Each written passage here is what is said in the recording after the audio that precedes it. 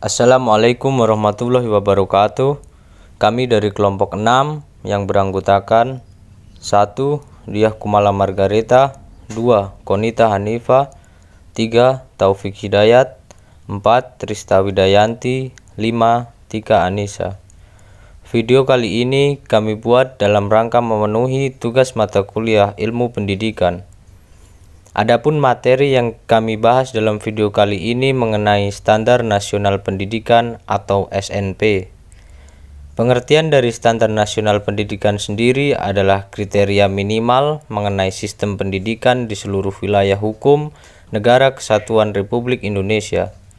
8 kriteria yang wajib terpenuhi dalam Standar Nasional Pendidikan untuk upaya menuju pendidikan yang berkualitas. Standar Nasional Pendidikan disempurnakan secara terencana, terarah, dan berkelanjutan sesuai dengan tuntutan perubahan kehidupan lokal, nasional, dan global. Untuk melaksanakan program pendidikan dengan baik, diperlukan suatu pedoman atau acuan yang terukur dan terarah. Oleh sebab itu, pemerintah telah menerbitkan Peraturan Pemerintah Nomor 19 Tahun 2005 tentang Standar Nasional Pendidikan yang kemudian disempurnakan dengan PP Nomor 32 Tahun 2013. Kita akan membahas 3 materi standar pendidikan Indonesia. 1. Standar pengelolaan. 2. Standar pembiayaan. Dan 3. Standar sarana dan prasarana. Standar pengelolaan pendidikan.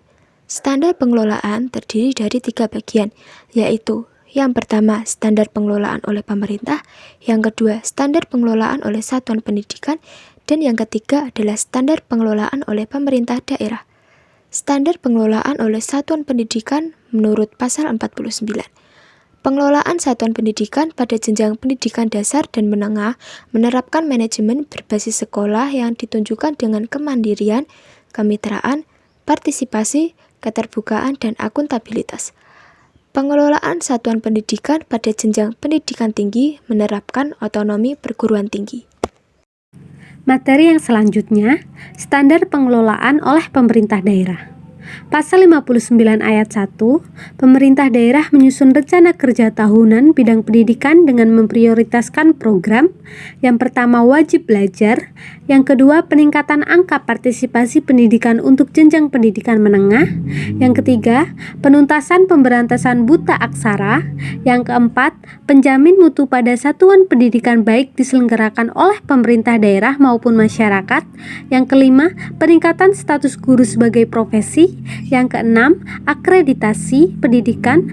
Yang ketujuh, peningkatan relevansi pendidikan terhadap kebutuhan masyarakat.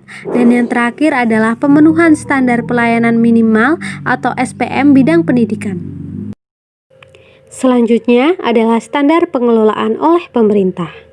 Menurut pasal 60, pemerintah menyusun rencana kerja tahunan bidang pendidikan dengan memprioritaskan program wajib belajar, peningkatan angka partisipasi pendidikan untuk jenjang pendidikan menengah dan tinggi, penuntasan pemberantasan buta aksara, penjaminan mutu pada satuan pendidikan, baik yang diselenggarakan oleh pemerintah maupun masyarakat, dan yang terakhir adalah peningkatan status guru sebagai profesi. Yang selanjutnya adalah standar pembiayaan. Berdasarkan Peraturan Menteri Nomor 69 Tahun 2009 tentang standar biaya, pembiayaan pendidikan terdiri dari 3. Yang pertama, biaya investasi. Yang kedua, biaya personal. Dan yang terakhir adalah biaya operasi. Saya akan menjelaskan tentang biaya investasi. Biaya investasi satuan pendidikan mencakup biaya pengadaan prasarana dan sarana, modal kerja tetap, dan pengembangan sumber daya manusia. Biaya operasi satuan pendidikan mencakup gaji tenaga pendidik, peralatan pendidikan, biaya pemeliharaan sarana dan prasarana, pajak, asuransi, dan lain sebagainya. Lalu, biaya personal. Biaya personal mencakup biaya pendidikan yang harus dibayarkan peserta didik agar dapat mengikuti proses belajar mengajar. Peraturan Menteri terkait standar pembiayaan pendidikan yaitu Peraturan Menteri Nomor 69 Tahun 2009. Standar pembiayaan yang dilakukan oleh sekolah atau swasta dan sekolah negeri berdasarkan BSNP tidak terjadi perbedaan. Hanya saja sekolah swasta memiliki sumber biaya yang lebih dari sekolah negeri, yang hanya terfokus pada dana yang dibantukan oleh pemerintah melalui dana BOS. Hal ini sebagaimana dikemukakan oleh Sergio Vani, bahwa keuangan sekolah akan sangat tergantung dengan keterbukaan dan ketepatan penggunaan anggaran oleh manajemen sekolah dan bendahara dalam melakukan pembelanjaannya. Apabila bagus pengelolaannya, maka akan terkesan bagus juga penyelenggaraan pendidikan di sekolah. Selanjutnya, saya akan menjelaskan tentang standar sarana dan prasarana pendidikan. Setiap satuan pendidik wajib memiliki sarana yang meliputi perabot, peralatan pendidikan, media pendidikan, buku, dan sumber belajar lainnya, bahan habis pakai, serta pelengkapan lain yang diperlukan untuk menunjang proses pembelajaran yang teratur dan berkelanjutan. Setiap satuan pendidikan wajib memiliki prasarana yang meliputi lahan, ruang kelas, ruang pimpinan satuan pendidikan, ruang pendidik, ruang tata usaha, ruang perpustakaan, ruang laboratorium, ruang bengkel kerja, ruang unit produksi, ruang kantin, instalasi daya dan jasa, tempat berolahraga, tempat beribadah, tempat bermain dan berkreasi, dan ruang atau tempat lain yang diperlukan untuk menunjang proses pembelajaran yang teratur dan berkelanjutan. Peraturan Menteri terkait standar dan sarana prasarana, yaitu Peraturan Menteri Nomor 24 Tahun 2007, Peraturan Menteri Nomor 33 Tahun 2008, dan Peraturan Menteri Nomor 40 Tahun 2008. Lalu, selanjutnya akan diteruskan oleh teman saya. Peraturan Menteri Pendidikan Nasional Republik Indonesia Nomor 24 Tahun 2007 tentang standar sarana dan prasarana untuk sekolah dasar atau madrasah ibtidaiyah, sekolah menengah pertama atau madrasah sanawiyah, dan sekolah menengah atas atau madrasah aliyah.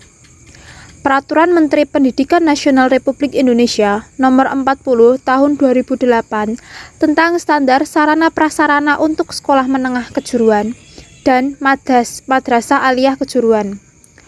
Peraturan Menteri Pendidikan Nasional Republik Indonesia Nomor 33 Tahun 2008 tentang standar sarana prasarana untuk sekolah luar biasa. Sarana dan prasarana sekolah dapat dikelompokkan menjadi sejumlah prasarana dengan bermacam-macam sarana yang melengkapinya. Untuk SD atau MI sekurang-kurangnya memiliki 11 jenis prasarana sekolah, yang meliputi 1. Ruang kelas, 2. Ruang perpustakaan, 3. Ruang laboratorium IPA, 4. Ruang pimpinan, 5. Ruang guru, 6. Ruang beribadah, 7. Ruang UKS, 8. Jamban, 9. Gudang, dan 10. Ruang sirkulasi, dan 11. Tempat bermain atau olahraga. Adapun fungsi dari pengadaan sarana dan prasarana pendidikan, mengatur dan menyelenggarakan sarana dan prasarana yang dibutuhkan baik menyangkut jenis, jumlah, kualitas, tempat, dan waktu yang dikehendaki. Fungsi standar nasional. Standar nasional pendidikan berfungsi sebagai dasar dalam perencanaan, pelaksanaan, dan pengawasan pendidikan dalam rangka mewujudkan pendidikan nasional yang bermutu.